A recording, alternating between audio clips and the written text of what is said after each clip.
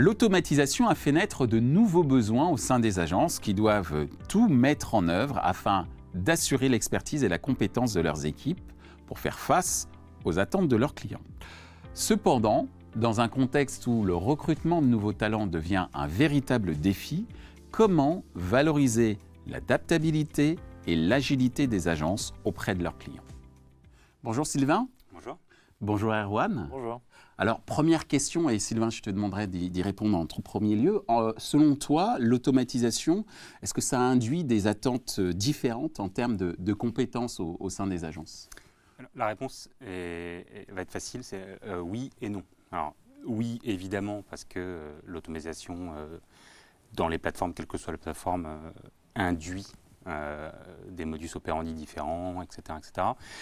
Et non, parce qu'en fait, l'automatisation est une réalité progressive depuis plus de 10 ans maintenant. Donc, le oui et non se traduit par depuis toujours, il y a une adaptation constante de nos métiers d'agence à cette automatisation qui est récurrente, systématique et qui progresse au fur et à mesure en fonction des technologies et de l'évolution des différentes plateformes. Merci Sylvain. De ton point de vue, Erwan, l'automatisation, est-ce que ça a généré des attentes différentes en termes de compétences? Je dirais que Sylvain nous a donné une réponse de Normand. C'est ça. Oui et non. C'est ça. Moi, je vais donner une réponse de Breton. Eh bien, allons-y. Beaucoup plus simple. Non, mais au-delà de ça, sincèrement, je pense que oui, ça induit forcément des comportements et un process de recrutement qui va être un petit peu différent.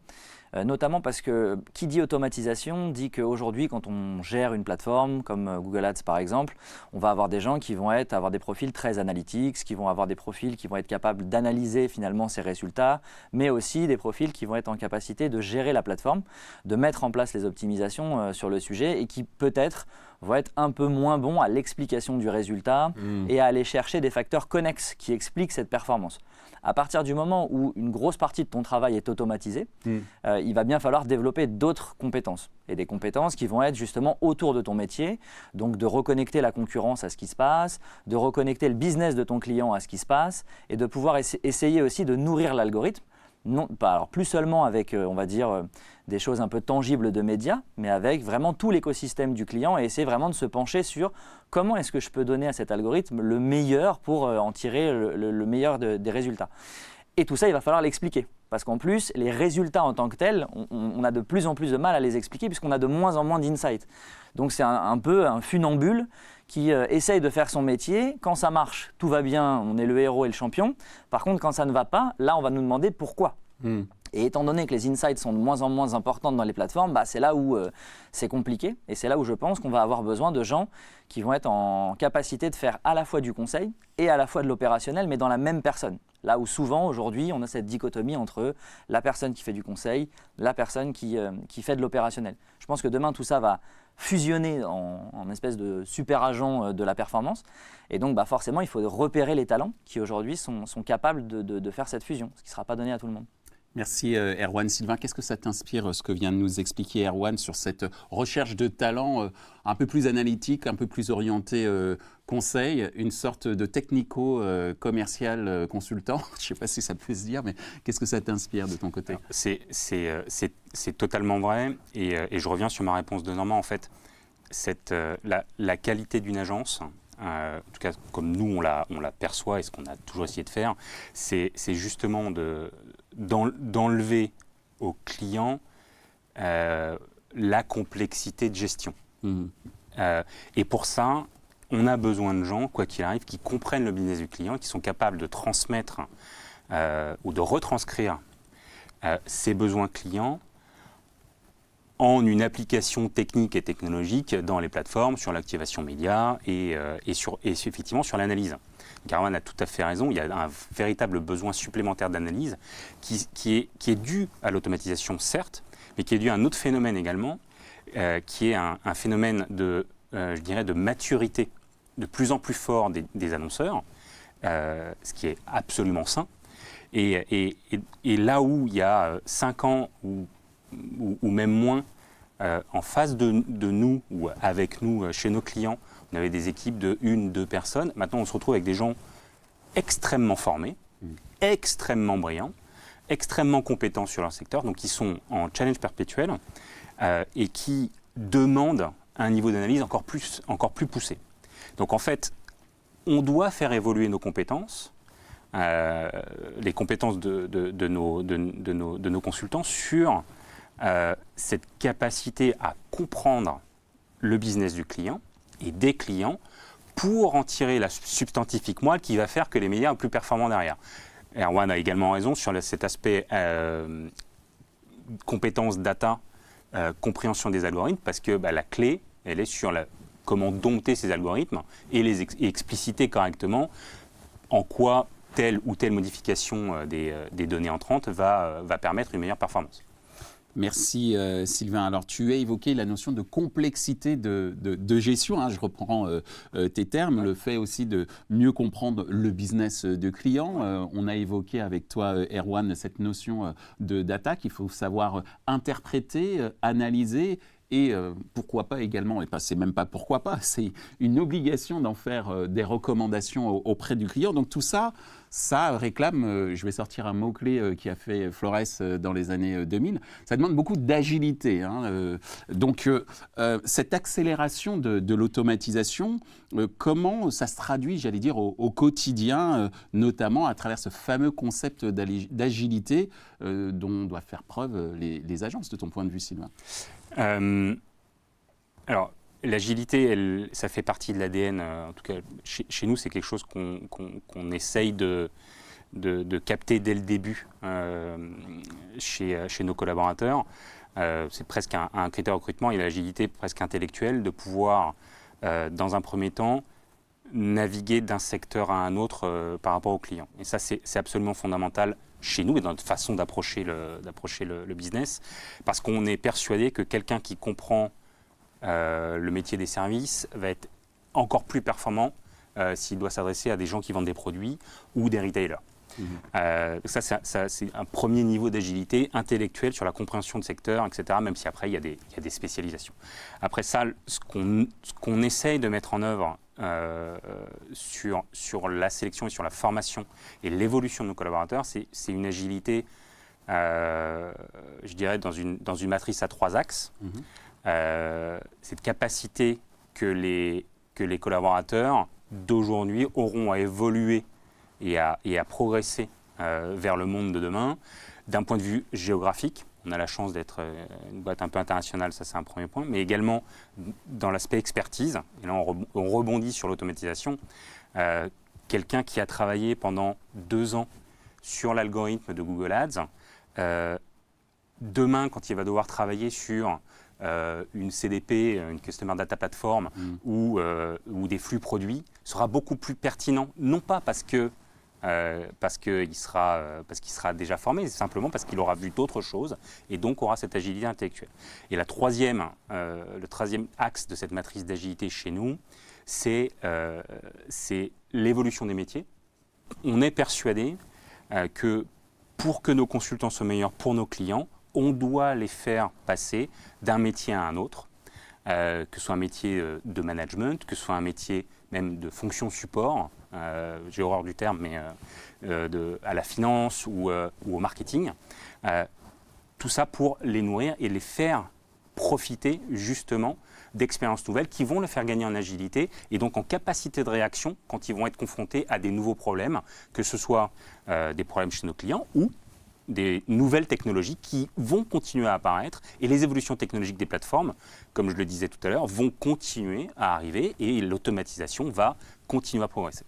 Merci Sylvain. En plus du mot agilité, ce que je retiens de ta matrice à 3 axes autour de la géographie, c'est-à-dire la présence internationale, l'expertise et l'évolution des métiers, je dirais que c'est le mot mobilité. Une sorte de mobilité intellectuelle, mobilité géographique et mobilité dans sa carrière à travers les différents métiers qu'on peut être amené à faire pour justement accompagner la progression et l'évolution du marché. Merci Sylvain. De ton point de vue, Erwan, cette agilité au quotidien, comment elle se traduit au sein de l'agence 314 ? Déjà, je pense que l'agilité, ça va dépendre aussi de la taille. C'est beaucoup plus simple d'être agile quand on est une petite boîte. Plus on est nombreux, plus l'agilité est difficile. Donc c'est sûr que pour nous, le concept d'agilité, il est très simple. On est une dizaine de collaborateurs aujourd'hui. On fait tout, entre guillemets, du conseil à l'expertise et à la mise en place des choses. Donc c'est beaucoup plus simple sur cette partie-là. Après, pour moi, le concept d'agilité, notamment en agence, venant aussi de grands groupes de performance, c'est surtout être en capacité d'accompagner les gens dans cette agilité, qu'elle soit plus uniquement que verticale, mais aussi horizontale. Bien souvent, dans ce qu'on promet en carrière dans les agences, c'est plutôt de prendre du management, de prendre des équipes, et c'est un peu la seule façon finalement d'évoluer. Alors que peut-être dans des cabinets de conseil, on a justement cette volonté de faire grandir les gens sur plus de practice sur le sujet, puisque plus la personne est capable d'intervenir sur des practices, plus elle est entre guillemets rentable pour le cabinet, puisque beaucoup plus simple de la faire aller d'une mission à l'autre sur les sujets. Donc, et je pense que cette notion d'agilité aussi, elle est recherchée par les candidats, qui eux aussi, je pense aujourd'hui, alors refuse est peut-être un mot fort, mais en tout cas cherchent des entreprises qui vont leur permettre de ne pas être enfermés dans des petites cases sur les sujets et de ne pas attendre au bout de 5 ans ou 6 ans la possibilité d'évoluer dessus. On est quand même dans une génération qui est un peu la génération du swipe, qui a je pense moi, une génération qui va un peu remettre en cause le sacro-saint CDI et donc l'espèce de relation unique qu'on a une seule fois avec un annonceur ou avec une agence, et on va rester ici 10 ans, 15 ans, 20 ans, qui a été un modèle un peu plus passéiste. Là, on le voit bien aujourd'hui. Quand on parle par exemple de pénurie de talent digital sur la France, c'est notamment parce qu'il y a beaucoup d'entreprises qui n'arrivent pas à recruter. Est-ce qu'il y a une pénurie de talent? Pas forcément. C'est juste que ces talents, ils sont dans d'autres structures. Dans des structures plus petites, dans des structures individuelles, avec beaucoup de solopreneurs, beaucoup de freelance aussi sur les sujets. Et qu'en fait, ce qu'ils recherchent, eux, c'est d'avoir une relation qui est une relation d'un soir avec ces agences. C'est-à-dire, finalement, je vais t'aider sur une problématique, sur un de tes clients. La fameuse quête de sens. Exactement aussi. C'est-à-dire, finalement, je vais le faire en fonction d'un client qui m'intéresse, d'une problématique qui m'intéresse, ou parce que je n'ai pas juste envie de m'enfermer finalement dans ce tunnel qu'on me propose, ce fameux tunnel de carrière qu'on va avoir sur le sujet.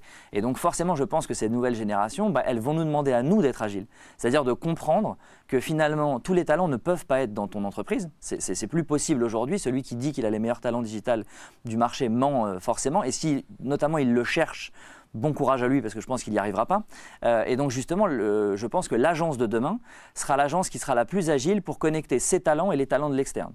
Et qui sera capable d'être hybride en ce sens, c'est-à-dire de pouvoir proposer à ses clients à la fois d'avoir sur certaines problématiques les propres talents de l'agence qui vont y répondre, et pour de temps en temps sur des points spécifiques, aller pouvoir chercher des talents qui sont différents, qui peuvent être souvent un peu plus seniors, parce que on sait que des personnes qui ont 5-10 ans d'expérience, elles ont envie d'autre chose pour s'accomplir. Et donc c'est souvent ce qu'on perd quand on est en agence. C'est cette fameuse expérience, expertise qu'à un moment donné, malheureusement, on perd parce que y a 1 sur 10 qui va évoluer, qui va devenir manager, qui en plus va avoir énormément de travail sur le sujet. Donc il y a du mal à s'impliquer peut-être tous les jours sur les clients. Et donc je pense qu'il peut y avoir un retour de ces talents finalement à l'agence, mais dans une autre forme, dans une forme de relation qui va être une relation un peu plus commerciale et non pas une relation de possession, entre guillemets, où on est encore un peu dans des vieux dogmes, où on se dit que finalement le talent, pour le posséder, il faut qu'on ait ce lien très fort qu'est le contrat entre nous. Alors que justement, je pense que l'agilité, il faut le repositionner à ce niveau-là, c'est justement de pouvoir avoir de temps en temps des relations avec d'autres boîtes, d'autres partenaires, que ce soit 1 personne, 5 personnes, 10 personnes, 100 personnes. Des concurrents, parfois. Exactement, tout à fait. Même au-delà de la concurrence, de se dire, je sais que sur cette problématique, des gens sont meilleurs que nous. C'est notre cas chez 314. Il y a des choses qu'on sait très bien faire. Il y a des choses sur lesquelles on a besoin d'autres personnes, sur la partie créa par exemple, sur la partie peut-être référencement naturel, sur des choses qui sont très pointues. Le but, c'est justement de se dire, mon client a ce besoin-là, comment est-ce que j'y réponds? Et est-ce que je dois y répondre par mes talents ou est-ce que je dois y répondre par quelque chose d'un peu plus grand? Aujourd'hui, nous, on appelle ça les décimales chez 314. Et finalement, les décimales, c'est ce qui fait le chiffre pi. Parce que vous êtes vraiment des mathmen, en fait, chez 314. On essaye, en tout cas. En tout cas, merci beaucoup, Erwan, de nous avoir développé ta vision au sein de 314 de ce qu'est l'agilité au sein des agences. Ce que je retiens de ce que de ce que vous avez partagé, c'est agilité, mobilité, on le disait, et hybridation.